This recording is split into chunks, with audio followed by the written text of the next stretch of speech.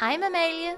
And I'm Jon. We are currently on a big adventure where we explore some of the most interesting parts of Brazil. We just left the picturesque island jungle of Ilha Grande after 2 very rainy but very amazing days. And although we are staying in Rio de Janeiro, we decided to drive further west to the town of PARATY. We simply couldn't miss this place after seeing the photos. Oh my god, Jon, we have to go. It's beyond beautiful, and that's even without talking about Paraty's historical significance. Anyway, we arrived yesterday evening where we got a beautiful preview of the town along with a picanha-heavy restaurant visit. We were even lucky enough to witness what a Brazilian street party can look like.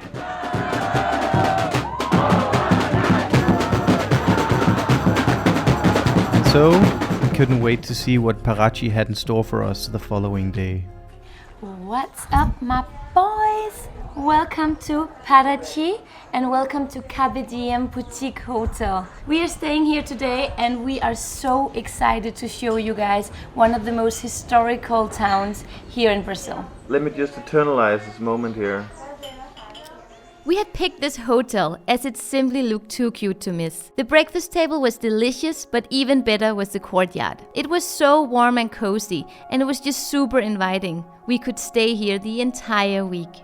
Before we head out to explore Paraty, we just want to show you our room. This is a pousada. This is basically the quintessential of nice accommodation in South America. We are paying 120 euros for a night here, which is fairly cheap considering that it's like a 5-star hotel, but in a more personal way. Obviously the room is pretty small, but yet it was spacious enough with everything we could ask for. The bathroom was big, and as always here in Brazil, the minibar stuffed like a Thanksgiving turkey.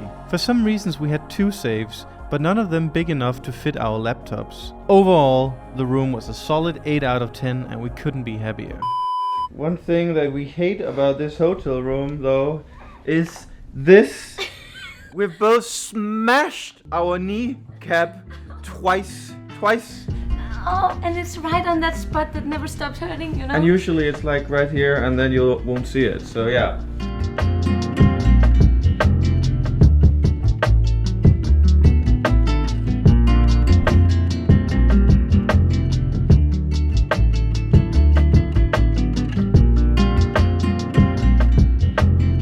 Alright guys, it's time for a history lesson. Let's go. So on the coast located a 4-hour drive west of Rio de Janeiro, you'll find a beautiful colonial town. That town is called Paraty, a town with crispy white buildings decorated with warm and happy colors. Paraty is extremely well preserved and naturally also a UNESCO World Heritage. The town was founded in 1597 and formally established in 1667 by Portuguese colonists. The Portuguese were in this area of the country to harvest gold from the rich gold mines of Minas Gerais. All these charming houses of Paraty were built for the African slaves who made up the gold mine workforce. From Paraty, a whopping 1,200-kilometer long trail known as Caminho d'Ouro would be used to transport all the gold. This gold trail would reach well into the mountainous region of Minas Gerais, thus making it a challenging route given the steep and hilly nature of it. Once the gold arrived in the harbor of Paraty, boats would then ship it to Rio de Janeiro. From Rio de Janeiro, they would put the gold onto bigger boats that would sail all the way to Portugal. Unfortunately, Paraty eventually lost its purpose due to repeated pirate attacks in the bay area of Angra dos Reis. Walk the plank! Instead, a safer overland route from Minas Gerais directly to Rio de Janeiro was created in order to avoid the pirates. And that makes you wonder, why didn't they just do this from the beginning? So there is no doubt that Paraty was founded by the Portuguese because this architecture definitely has its roots in Portugal. It reminds me of Alentejo, the villages, even the planning of the town here. And what I really like about this place is the colors. I mean, as soon as you enter the historical center of Paraty, you just become so happy. It's lush, it's colorful, it's old, There's a smell here, I love it. And then the fact that it's UNESCO heritage is very important, because that is the reason that there are no ugly doors or air condition mounted on the outside of the building, you know? It's a little bit like Guimarães in Portugal, which is probably our favorite place in Portugal.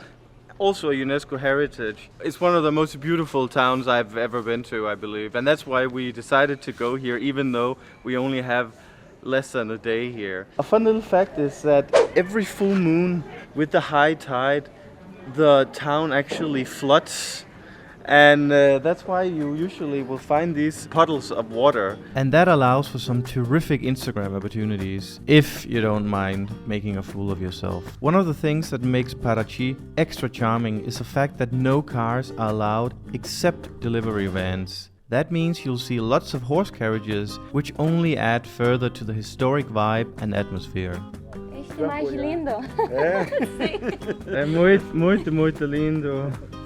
The visitors of Paraty don't just come to discover beautiful architecture and stunning cobblestone streets. They also come to enjoy perhaps the most important thing to any Brazilian: the beach. Due to the location, Paraty enjoys easy access to more than 65 islands and 200 beaches, all of which sharing the trait of tropical beauty. We saw lots of boats taking off from the very center of Paraty, spiking our interest in a day trip. Unfortunately, our tight schedule didn't allow for that, but already knowing the beauty of Ilha Grande, we'll go out on a limb and recommend doing this.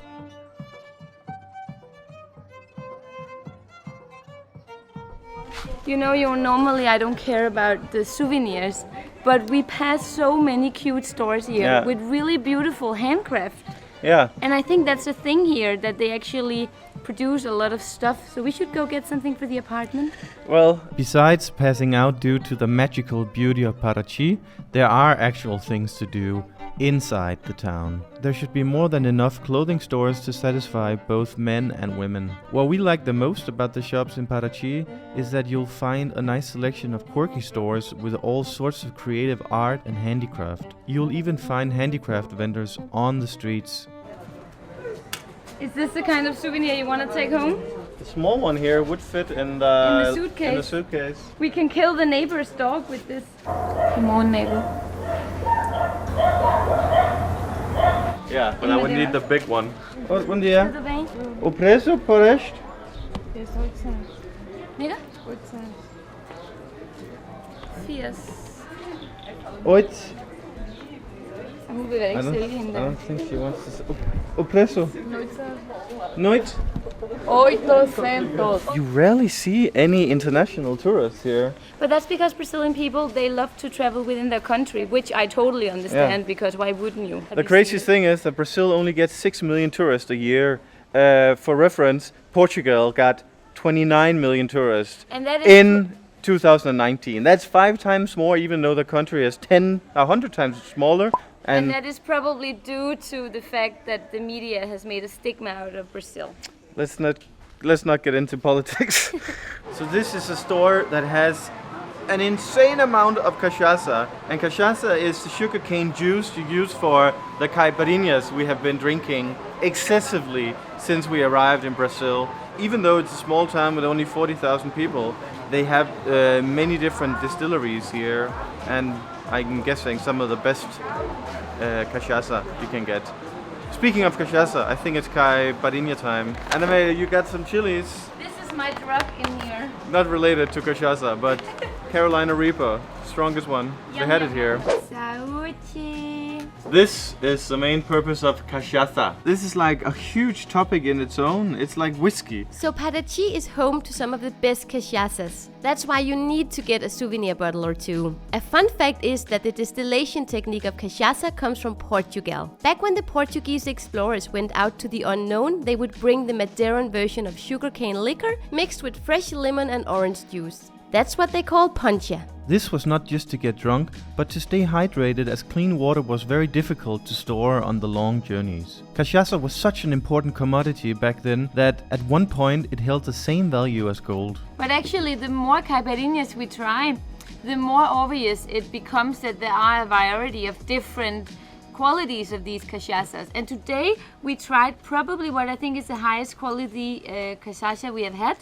And this is also the best caipirinha I've had on this trip. We're sitting at this place we stumbled upon. This is like my childhood dream, as I've said earlier. It's made out of bamboo. Thick, fat bamboo. It's like a tiki bar, but like a tiki house almost, right? I love that so much. This is one of those places where it's stuck in time, you know. You feel like you are stepping in a time pocket.